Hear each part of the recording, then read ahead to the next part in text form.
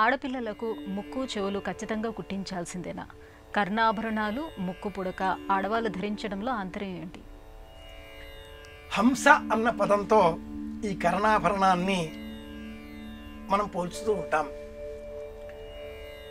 హంస హంసాజ విద్మహే అనే శబ్దంతో నాసిక ఆభరణాన్ని కూడా గుర్తించింది శాస్త్రం.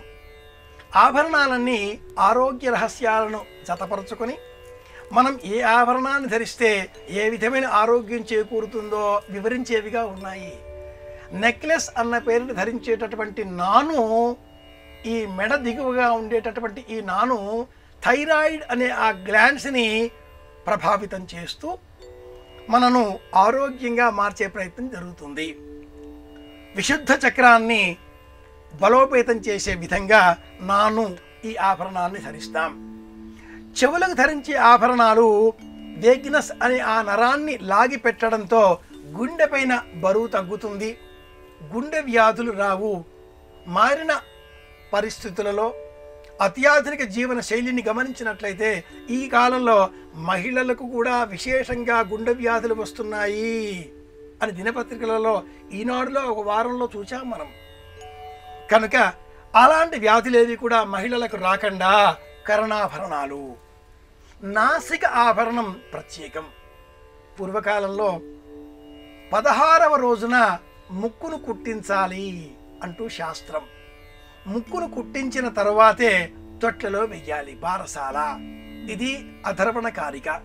అలాగే స్మృతులలో కూడా ప్రత్యేకంగా ఆపస్తంభ సూత్రం కూడా ఈ విషయాన్ని తెలియజేస్తుంది. 16వ రోజున ముక్కు కుట్టించాలి.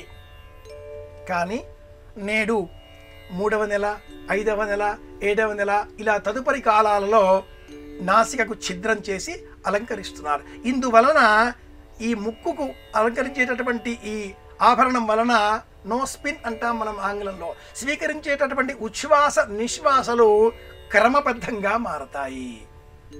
ఇడ, పింగళిక అనేటటువంటి రూపాలలో స్వీకరించేటటువంటి సూర్య చంద్ర నాడులు సమానంగా ఎప్పటికీ ఉండవు.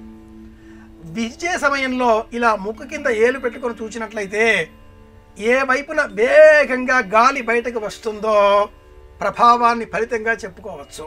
సూర్యనాడి ఈ వైపున గాలి వేగంగా బయటకు వస్తే మనం చాలా ఉద్వేగంగా ఉన్నాం, కోపంతో మాట్లాడే అవకాశాలు సమీపంలో ఉన్నాయి.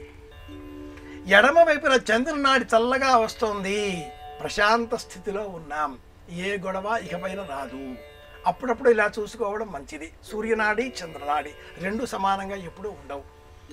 ఈ రెండింటి మధ్య సమతౌల్యం కుదిర్చే నిమిత్తమై వివాహంలో కన్యాదానానికంటే పూర్వం అమ్మాయికి బులాకి అనే ఒక నాసిక ఆభరణాన్ని ముక్కు దూలం మధ్యలో అలంకరించేటటువంటి వారు. మగవారు కూడా పూర్వం ఈ ఆభరణాన్ని తప్పక ధరించేవారు. పూర్వకాలపు ఛాయాచిత్రాలను, చిత్రపటాలను చూస్తే ఈ విషయం మనం గమనించవచ్చు. అలాగే లీలాశకుడు చేసిన ఆ కృష్ణస్తుతిలో కస్తూరీ తిలకం లలాట పలకే వక్షస్థలే కౌస్తుభం నాసాగ్రే నవమౌక్తికం. ముక్కు పుడక పెట్టుకోవడం అమ్మాయికి మాత్రమే పరిమితం కాదు, అబ్బాయిలు కూడా ధరించాలి. కాలక్రమేణా చేతి కడియములు, కాలి పాంజేబులు ఇవన్నీ తొలగిపోయాయి, నేడు మగవారు ధరిస్తున్నారు. కర్ణాభరణాలు మాయమయ్యాయి, కానీ నేటి కాలంలో మళ్ళీ ధరిస్తున్నారు. ఒక్క నాసిక మాత్రమే మహిళలకు నేడు మిగిలింది అనుకుంటే పూర్వకాలంలో ఈ నాసిక ఆభరణాన్ని మగవారు కూడా ధరించేవారు. తెలుసుకున్నాం కనుక ధరించినట్లయితే కోపం పట్ల నియంత్రణ ఏర్పడుతుంది, ఆరోగ్యం మెరుగవుతుంది అని శాస్త్ర రహస్యం. కర్ణాభరణాలు కానీ నాసిక ఆభరణం కానీ ఇంతటి ఆరోగ్య రహస్యాలు అందించేవి కనుకనే పూర్వకాలంలో మహిళలను శిక్షించాలి అంటే నాసికా చెవులు ఖండించడం ఉదాహరణగా శ్రీరామాయణాన్ని గుర్తించవచ్చు. లక్ష్మణుడు మహిళలను చంపే ఉద్దేశం లేనివాడు కనుక ఆయన శూర్పణఖకు కానీ లేక మరొక మహిళకు కానీ నాసిక చెవులు వీటిని ఉత్తరించడంలో ఉండే అంతరార్థం ఇదే.